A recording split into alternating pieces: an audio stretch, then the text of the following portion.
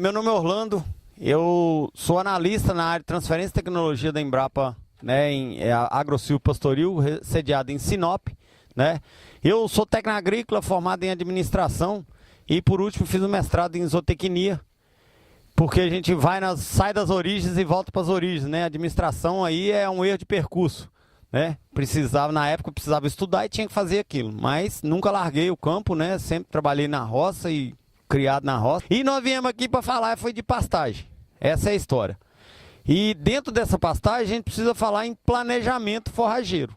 Se vocês forem embora hoje, né, chegar em casa e sentar lá e conversar com o filho, com a esposa, com o vizinho, falar, vai um cara falar lá de planejamento, eu estou pensando em mudar aqui, vou pensar em fazer isso, vou procurar os meninos da Empaer para fazer um desenho para mim, eu já vou embora muito satisfeito. Porque a grande maioria da gente, eu falo a gente, porque também tem um pedacinho lá para lutando, a gente não planeja. A gente quer executar e não planeja, certo? E para esse planejamento dar certo, vocês lembram lá que o Irapuã mostrou lá o mapa da propriedade aqui como um todo, né? Que tinha 4 piquetes grandes e tal, e ele usava daquela forma, né? Então a gente precisa ver a propriedade como um todo e fazer o planejamento dela por etapa, certo?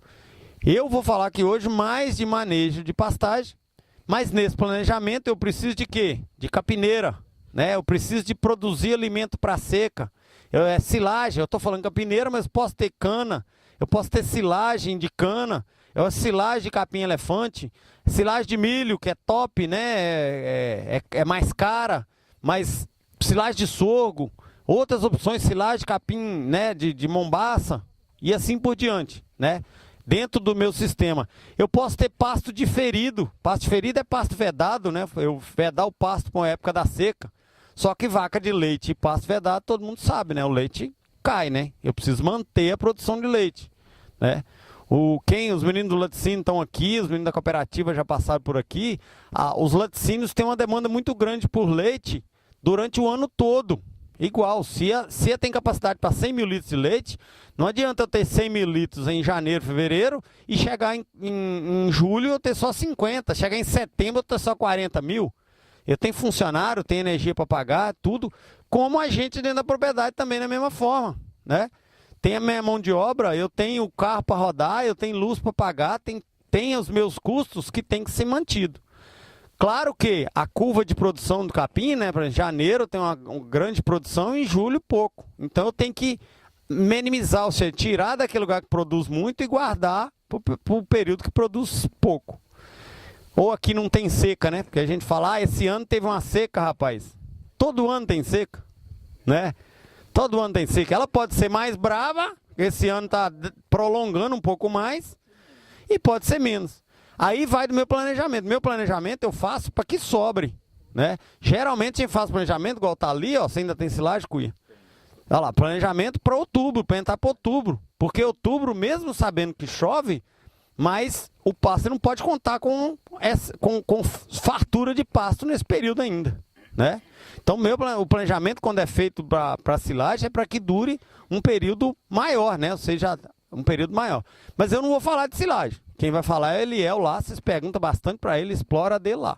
Eu vou falar de planejamento. Então eu já planejei, vou fazer silagem e tal, para ser que nós vamos usar o pasto, né, dentro desse resto da área, né, e nós vamos usar o pasto bem usado. E para isso, eu vou planejar a propriedade, né, a área de pastagem toda, mas eu preciso ver o que realmente eu quero produzir. Quais animais que eu tenho, quantos animais, se é vaca de leite, se eu recrio os bezerros machos, se eu recrio só as fêmeas, se eu vendo tudo, né, para pagar o Pronaf, como diz o pessoal, né, e só tem as vacas dentro da propriedade, isso tudo tem que entrar no planejamento. Então, como é que eu faço? Geralmente as áreas mais próximas da área de manejo, do curral, né, a gente faz a área mais intensiva. Essa não é a premissa. A premissa é que as áreas intensivas têm que ser as áreas de melhor qualidade. Ou seja, onde eu tenho a fertilidade melhor, o capim, a terra melhor, né? O solo mais rico. Para mim, explorar desse solo o máximo que eu puder, né? Explorar, lembro que explorar racionalmente, né? Claro que vamos usar com adubo, né? Aquela história toda. Então, para isso, o que eu preciso primeiro? Já veio enjoado, né? Falar de análise de solo. Aí, mas é análise de solo. Meu vizinho jogou 2 toneladas, tá bom, vou jogar também. Mas se eu precisar de 4? O Cuia jogou 4 lá, né? No dele. Eu vou jogar 4 também. É bom, meu só precisar de 2. Eu tô jogando 2 toneladas fora, né? Ou melhor, tô jogando dinheiro de fora, que não tá jogando fora, né? Tá no solo. Se for muito, vai prejudicar também. Então, por isso que a gente fala tanto de análise de solo, gente. É tão baratinho. Quanto que é hoje uma análise? R$22 que eu vi você falando. 22 para sentado. Dói no bolso, né, do produtor. Então. Porque tanto ele pode perder o pasto por falta de adubação e ele vai jogar mais, vai perder do mesmo jeito. Perde dinheiro jogando. Aí literalmente tá jogando dinheiro fora, né? Tá jogando dinheiro no pasto. Aí é aquela história, né? Dá 5 conto pra cada vaca, né? Que ela vai comer onde achar, ela vai no boteco aí e come que.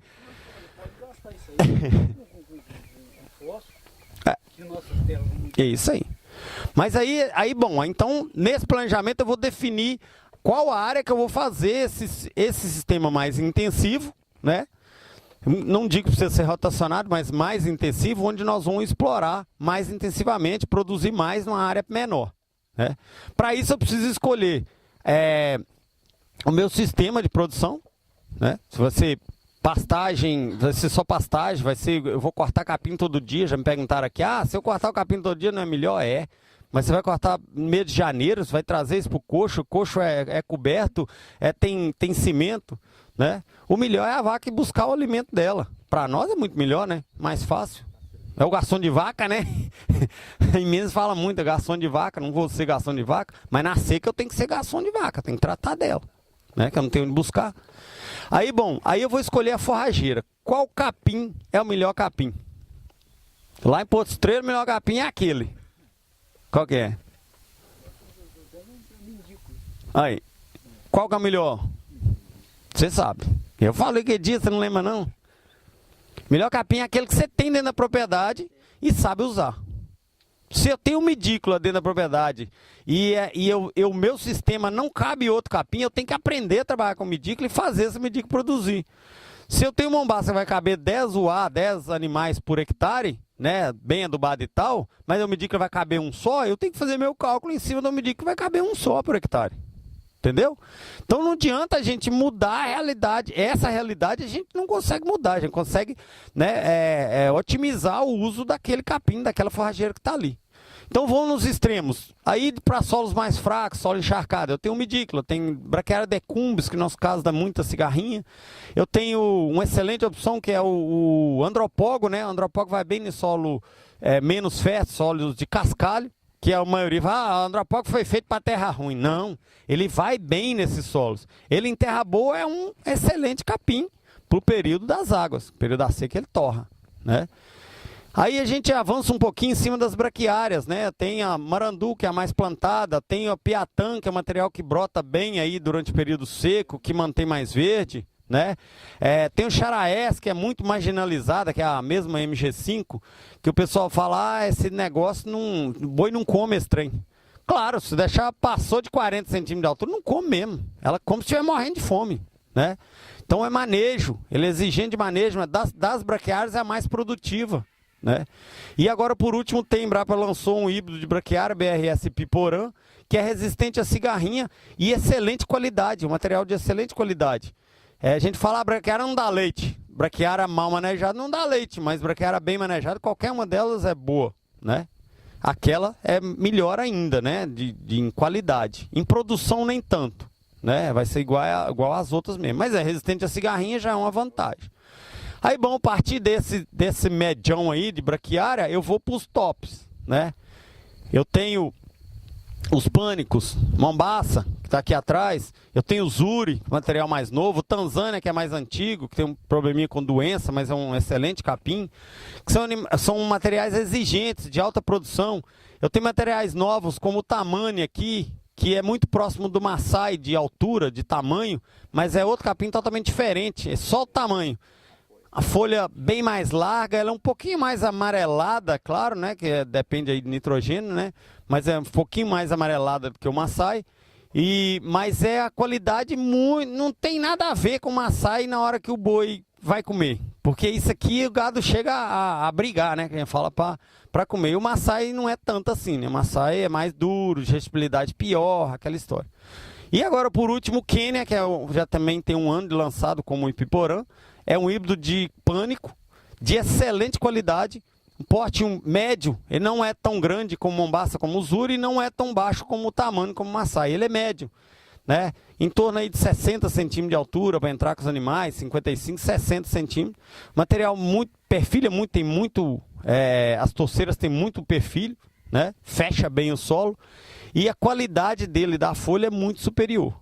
Só que são materiais, todos eles, volto a falar, muito exigentes. É solo que tem que trabalhar ali a adubação bem feita, a correção bem feita e o acompanhamento, né? A análise de solo não é uma vez para a vida inteira, não, né? A pastagem, sim, a pastagem forma para ser perene, para durar aí o período que você precisa, 10, 20, 30, 50 anos, sei lá, não é para ser feita para a vida toda. Só que ela tem que ser bem usada para ser feita para a vida toda, né? Isso aí tem outra categoria. E outra categoria que já adiantou aqui, nós temos capim-elefante, que são mais exigentes ainda, muito mais produtivos, né? São capim de excelente qualidade. Aí tem o camerum, o roxo, o canará, o capiaçu, que a Embrapa lançou agora por último. O capiaçu mais voltado não só para pastejo, um capim mais voltado para silagem mesmo, né? Que ele é de alta produção, silagem com ele até 100 dias, né? Ele é muito superior aos outros em produção. O potencial produtivo dele é para igualar ou bater na cana, né? Em quantidade, né? E qualidade um pouco superior. E aí o tifto, perguntou do tifto, que é material de excelente qualidade, né? Muito exigente, é claro, mas de excelente qualidade. Um derruba velho de qualidade. Tem a gente fala os sínodos de forma geral, tem o derruba velho, igual ali, na hora que vocês voltar por lá, vocês vão, se você já for lá, né? Você vê que o corredor lá é derruba velho, que é a grama fininha. Tem o gigs, que também a folha é bem fininha. Tem o tifto 88, o 85 e o 68. Né? Tem Florona, Flor Creek, Florarquick, tem um monte de nome diferente, mas o 85 é o mais plantado, mais difundido entre a gente aí.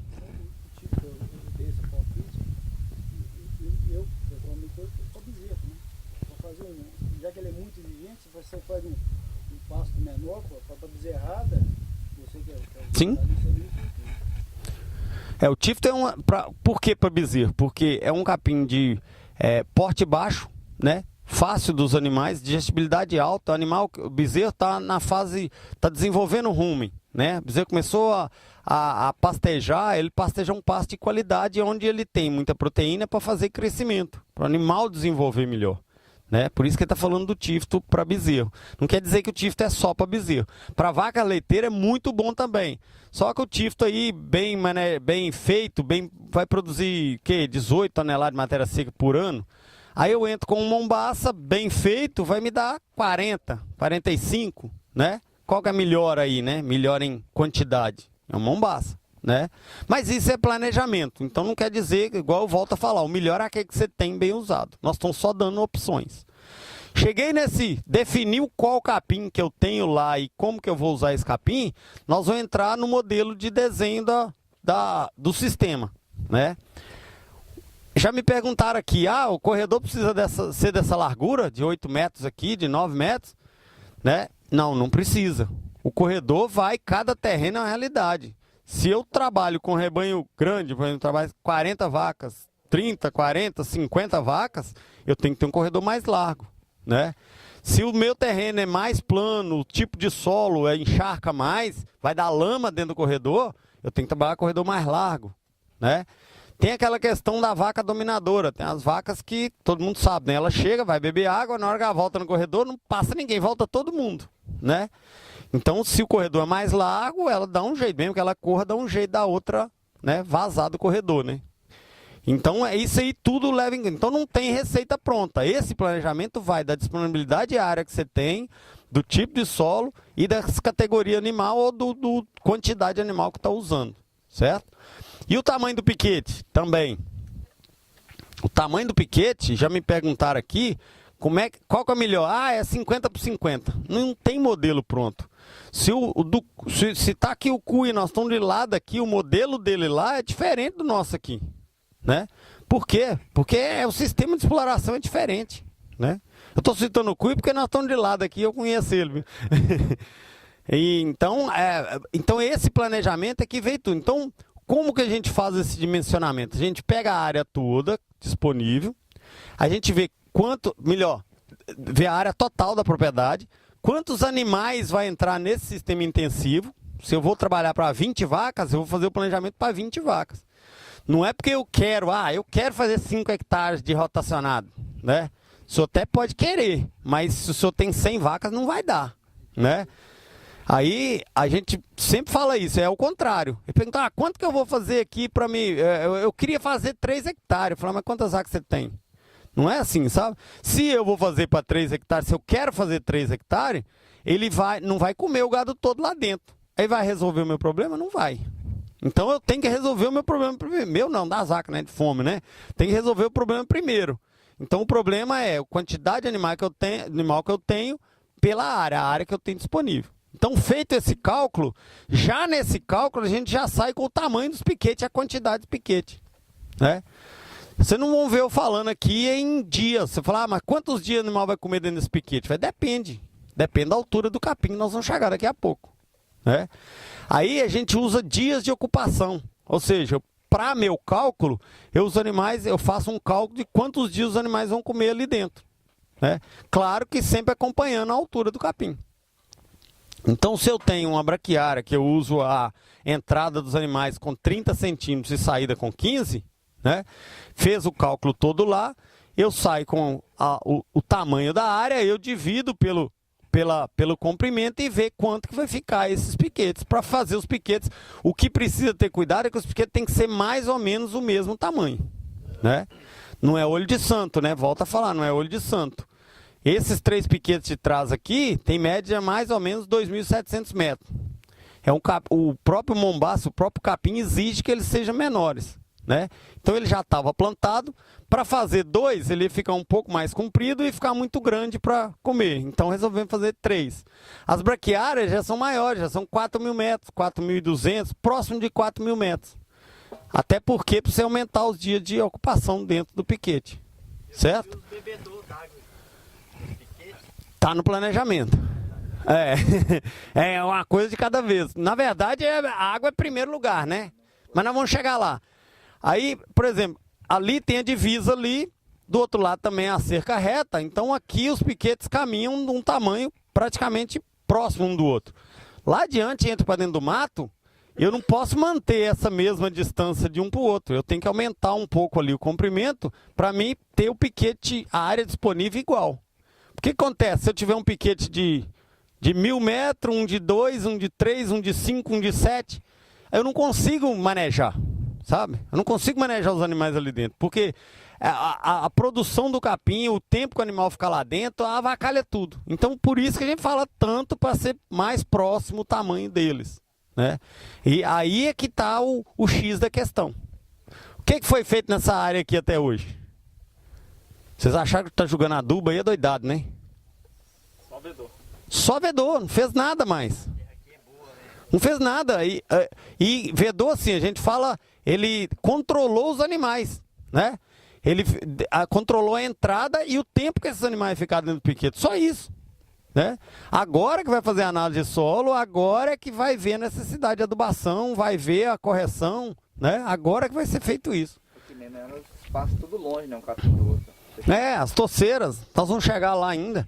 Ali, os torceirão ainda está sobrando torceira, né? Mas dentro desse manejo já está corrigindo. Tem um ano, né, que já está fazendo manejo, que já está corrigindo isso aí, né? Então, então nós definimos o tamanho do piquete, o sentido dos corredores. Aí eu preciso chegar lá onde você perguntou. Eu preciso água. Na verdade, eu tinha que fazer isso primeiro, né? Porque a vaca bebe para comer, ela não come para beber. A vaca bebe, se você tá rindo, se não tiver água, se ela tiver com sede, ela não come, né? Então, é isso aí, a gente esquece, né? A gente até parece que a gente não bebe água, né? Mas a gente esquece, imagina esse calorão do Mato Grosso, A vaca com bezerro na barriga, dando 10 litros de leite, tem que caminhar lá do fundo desse corredor para beber água lá naquela caixa. Imagina, né? É a mesma coisa, se você estiver lá na beira do Sepultuba, eu não posso beber lá, que não, a água do Sepultuba não tá boa, não vou beber, eu tenho que vir aqui em casa beber água. E tem que voltar para lá, eu já volto lá com sede, né? Então água, dimensionamento de água. Esse planejamento prevê água, né? Eu começo, a vaca sai da ordenha, ela sai desidratada, né? Ela deu leite, o quanto? 80, 90%, sei lá, 87%, 90% é água, né? Então ela sai de lá desidratada, ela tem que ter uma água disponível lá. Ela veio para o pasto, ela vai passar pelo corredor. Então a gente dimensiona média aí, de 150 metros para o animal andar disponível para água. Então aquele bebedor do próximo, 300 metros. Ou seja, se ela estiver nesse piquete aqui, ela vai escolher para onde ela vai. Ou ela vai beber lá, ou ela vai beber ali. Certo? E para isso, a vaca de leite, principalmente, eu preciso de sombra. Né? Você viu lá a estaquinha, que tem 3 estaquinhas lá ao longo da cerca, lá, uma lá, ó, fincada. Que ele é uma muda de uma árvore que nós trouxemos, gliricídia que ela chama. Nós já estamos pensando já em sombrear essa parte que está deficiente. Ontem aqui nós ficamos mais observando vaca o dia inteiro do que trabalhando. Né? Você lembra que você estava cortando aqui, ó?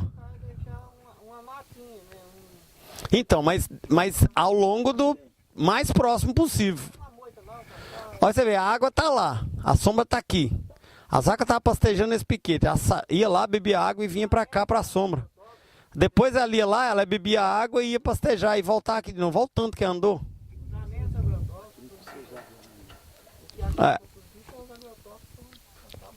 Isso aí já é outros fatores, né? O pasto bem manejado, bem coisa, ele tem força para resistir, não precisa ficar usando veneno desse jeito.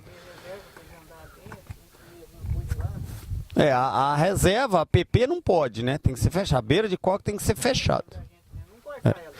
Mas por isso que a gente fala, se entrar com espécies exóticas, o que é exótica? Vem de outro país, é eucalipto, é acácia, né?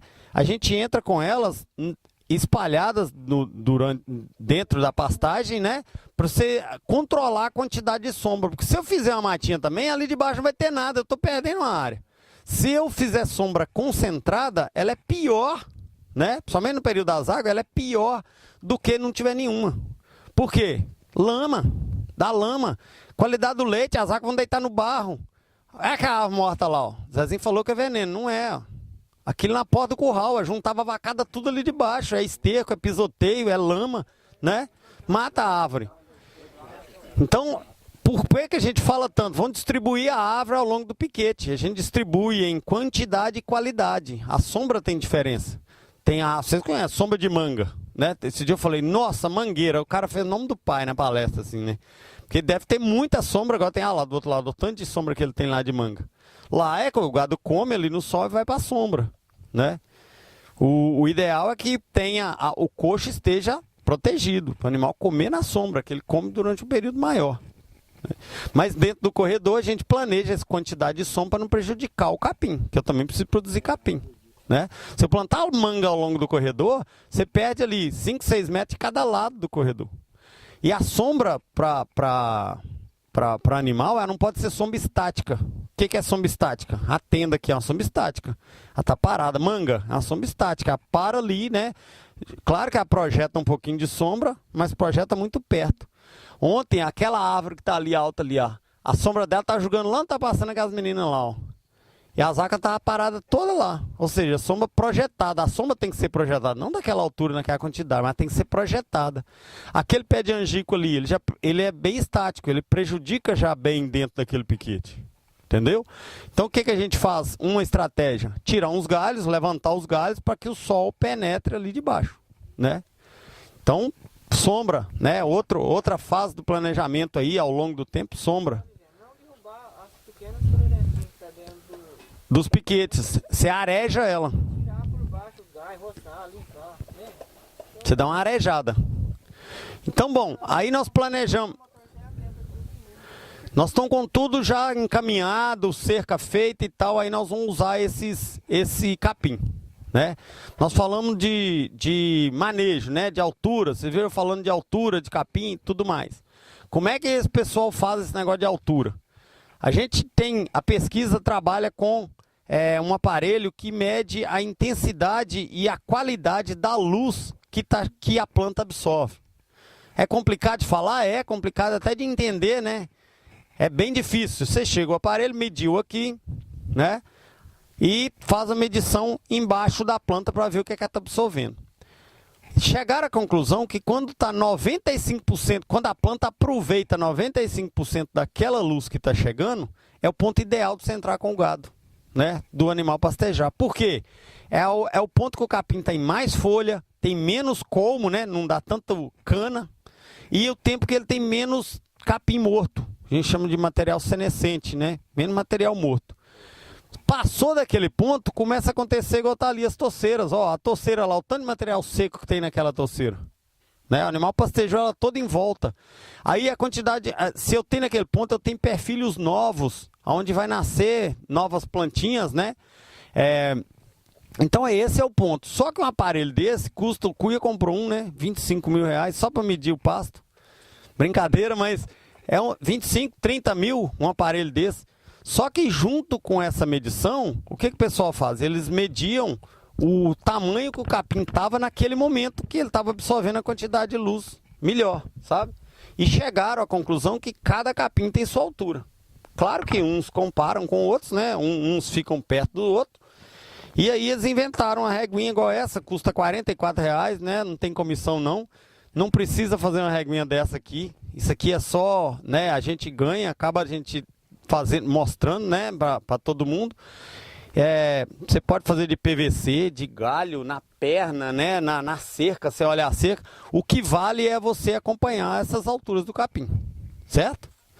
Então aqui, ó, vamos lá no Zuri, que é um pânico próximo, que eu já falei, né? Próximo do Mombaça. A altura dele de entrada aqui no verdinho, todo mundo tá vendo, ó? Tá com 70 centímetros. E a gente também tem a altura de saída dele, né?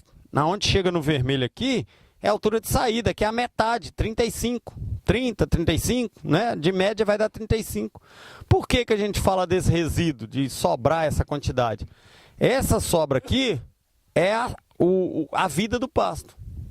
É o que dá força do pasto brotar para os animais voltar mais rápido possível.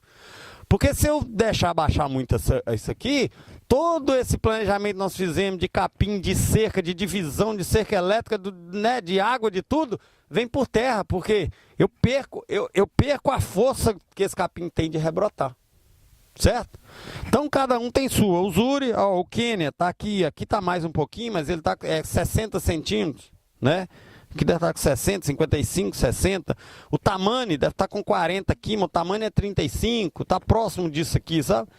Essas alturas, por exemplo, as braquiárias, né? O Apaiaguás e Piporã, 30 centímetros. Você fala, gente, mas 30 centímetros é muito baixo. É muito baixo, a maioria dos pastos que a gente vê aqui não tem nem 10, né? Não falando aqui no assentamento não, que aqui tá tudo, né, beleza, né? Tá. Então a maioria que a gente vê, então mas como é que eu não vou deixar? Aí acontece muito, ontem eu enchi o saco do Zezinho aqui, mas o Carlinho no corredor, que a gente aprende, custa a aprender a mexer com pasto, corrigir, e não tinha capim, né? Era aquele trem rapado a vida inteira. Quando você começa a aprender, você tem dó de pôr a vaca dentro, tá lá, ali tá tudo passado. Se for medir ali, ó, depois nós vamos sair e passar a regra, você vê, tá tudo acima dos 30 centímetros, né? Por quê? Que a gente, é aquela história, a gente mede, mas a gente acaba aprendendo tanto a gostar tanto do negócio, e tem tanta oferta, na verdade. Cada vaca, ela que ensina a hora de sair do piquete. Se você for nessa onda de ensinar a hora de sair do piquete, elas vão querer comer 2 horas em cada piquete desse aqui, porque o bicho quer ponta, né? Então, basicamente é isso, negócio de altura, né? Cada capim tem sua altura. E vamos voltar aqui, Gauchinho. O que eu falei de perfil ninguém perguntou, né? Como diz o professor Edmundo, que é um professor da consultoria nas cooperativas aí, ele fala, gente, você sabe o que é perfil? Todo mundo fica calado. Então por que você não pergunta? Ele ainda grita ainda, né? Então pergunta. Isso aí, é o broto. Cada brotinho desse aqui, ó, é um perfil. Olha isso aqui, ó. Olha o tanto que tá saindo. Essa capacidade aqui, a gente fala densidade, né, das plantas, a quantidade, vocês não vão esquecer, ó. Ó, minha densidade é baixíssima, né? Eu tenho pouco perfilho nessa área aqui, tem mais perfilho nessa área aqui, né? Então, quando você... Por que isso a gente fala tanto questão de perfilho? O bovino, o hábito de pastejo dele é... Você viu que vaca só tem dente embaixo, né? Então ela leva a língua e corta, não é isso? Leva a língua e corta. Leva a língua e corta. Aí você vê, foi 4, 5, 6, o Zé vai brigar comigo, hein? 7, 8, 9, 10 bocadas, né? A gente chama de bocada. Olha o tanto que eu tirei aqui. 10 bocadas. Eu não tenho uma densidade grande, né? Se eu consigo chegar numa outra torceira aqui, tá difícil, ó, uma outra torceira aqui, ó, que ela leva uma bocada e consegue juntar uma quantidade aqui, ó, com uma bocada só, olha, deu a mesma daquela lá, ou até mais, certo? Então é disponibilidade, é densidade, por isso que a gente quer mais perfilhos por área. E o animal busca isso, ele não estudou isso, ele não quer saber se tem perfilho, se é muito, se é pouco. Ele quer ir na folha, que é a folha mais tenra, mais fácil, porque o animal, ele preserva o máximo de energia que ele tem, que ele gasta energia, né, para tudo. Então ele preserva o máximo que ele pode de energia. Então essa preservação de energia vai isso. Se ele vai dar 10 bocadas para comer esse tiquinho aqui e der uma, imagina que ele vai ficar pastejando durante 4 horas. Se ele consegue fazer em 1 hora encher o rume, né? Encher o rume, ele vai para a sombra, se tiver sombra, se não tiver, ele vai parar num lugar para ruminar, né? E naquela hora que ela para, aí sim ela está produzindo. Se ela vai ruminar na sombra com bastante água e coisa, aí ela vai produzir mais leite. E o pior de que a gente tem dentro de qualquer sistema de produção é a gente não conseguir mensurar o que a gente deixa de ganhar. Não é o que perdeu.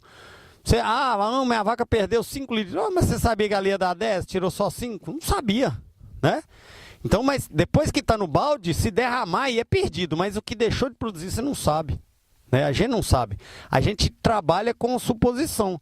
Se ela bebeu água direitinho, comeu a quantidade de capim de qualidade, bebeu água de quantidade e qualidade no lugar certo e está na sombra, a tendência dela desenvolver o potencial produtivo dela é muito maior. Entendeu? E aí a gente fala, você viu na régua tem a altura de resíduo, né? O que é o resíduo? É a sobra, é o tanto. Olha isso aqui, ó. Se eu vier aqui e cortar esses capins, né, pastejar esse capim até embaixo, ó, o tempo que isso aqui vai voltar para poder crescer de novo. Eu gosto de fazer aqui a comparação dos 2 carros, né? Se eu tenho um carro parado e um vindo a 30 km por hora. Na hora que chegar naquele ponto parado, aquele ali arranca, o outro continua andando. Qual que vai chegar em 100 primeiro, 100 km primeiro? O que já estava rodando, não é? Então esse aqui é o carro que está rodando. Esse aqui, ó, é o carro que está parado.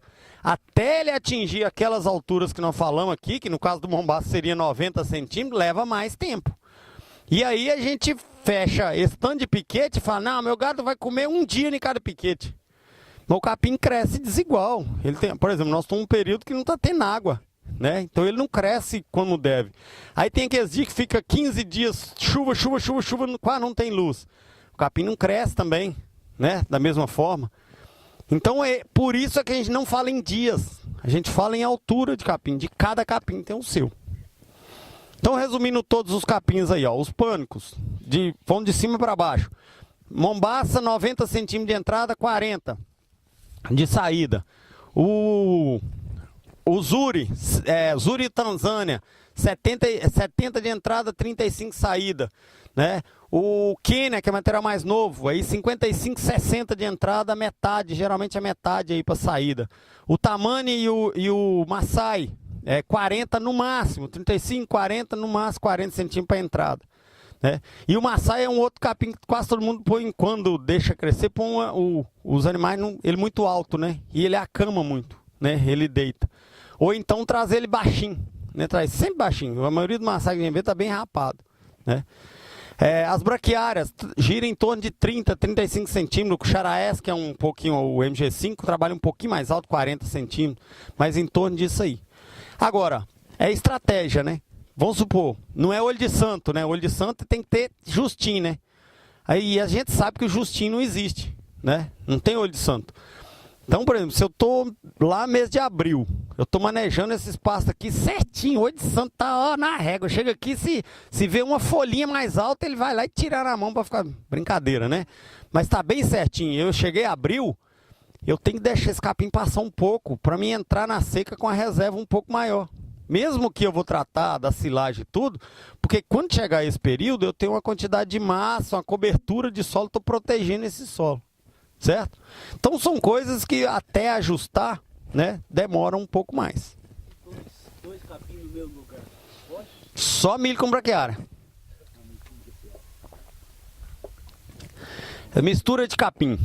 A única que a gente recomenda, eu estou brincando com ele com milho braquiária, né, porque é um consórcio que a gente já sabe fazer há algum tempo, né? Na época meu pai fazia isso, a gente plantava, capinava na roça na mão, tinha as duas capinas. Na segunda capina a gente jogava a semente da braquiária, naquela época já tinha braquiária, né? Jogava a semente da braquiária no meio do milho e já formava. Aquilo já era integração, olha você vê, ó, meu pai é visionário, né? Já fazia, todo mundo fazia na época, né?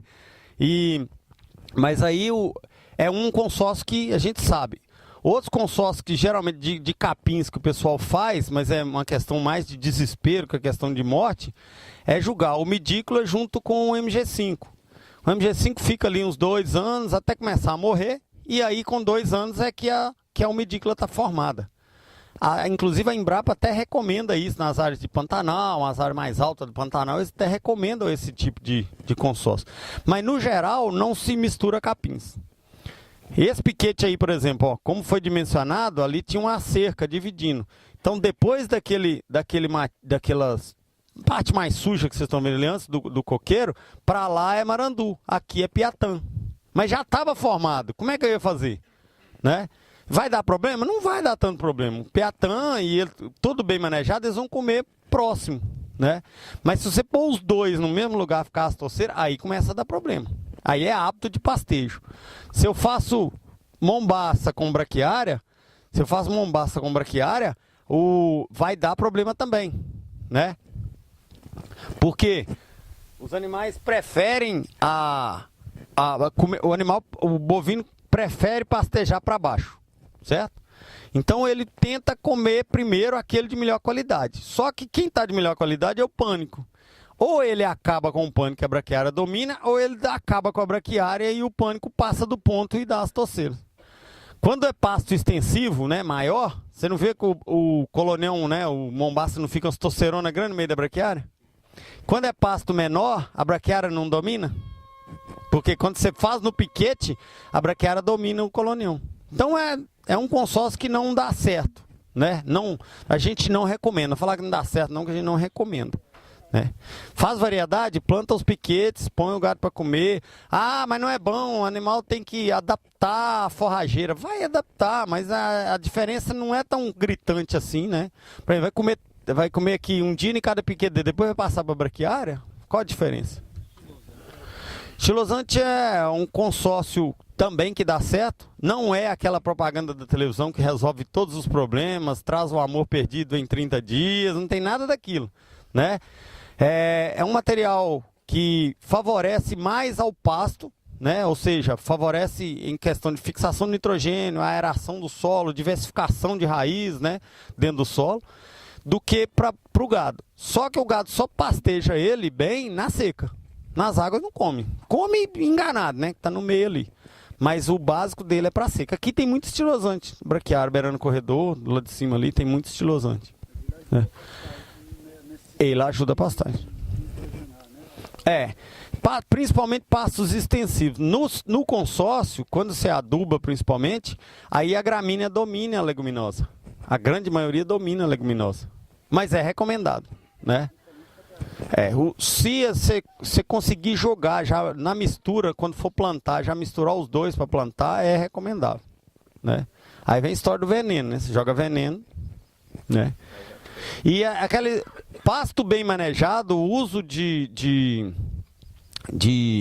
veneno, vamos dizer, né, de herbicida, né, é o mínimo. Por quê? Você lembra quando nós falamos de densidade? Se você cortou ali, tá nas alturas certas, o pasto fecha de uma forma que não sai outra coisa. Quando começa a passar do ponto, ou o gado comer demais, baixar demais, vem a juquira, né?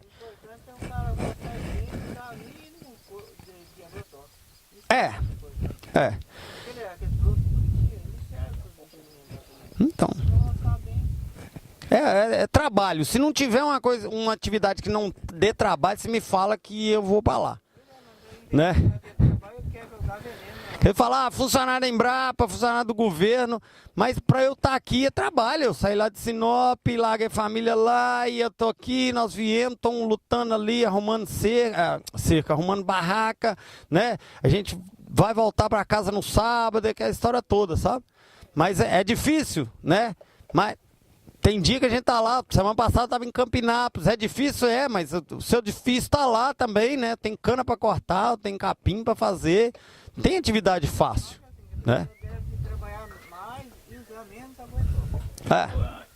A tendência é essa. Ele quer comprar água top, joga no pasto, que é mais fácil, e aí acaba com o capim também. O capim não cresce de acordo. A base do leite é você gostar de... Acabou a bateria? Se não gostar, não mexe com o leite, não. É isso aí. A gente fala, que você gostar, você fazer a coisa que você gosta, olha pra você ver, eu sou privilegiado demais, eu faço o que eu gosto, né? Viajo, converso com vocês e eles ainda me pagam pra fazer isso, imagina, você vê? Nossa, eu sou feliz demais. Quando eu vim para Mato Grosso, eu cresci no leite, né? Igual eu falei com vocês no início, vivi no leite. Quando eu vim em Mato Grosso, meu chefe me chamou lá, nem conheci direito, ele estava viajando, no dia que ele chegou e falou, nós estamos capacitação, e assim, assado.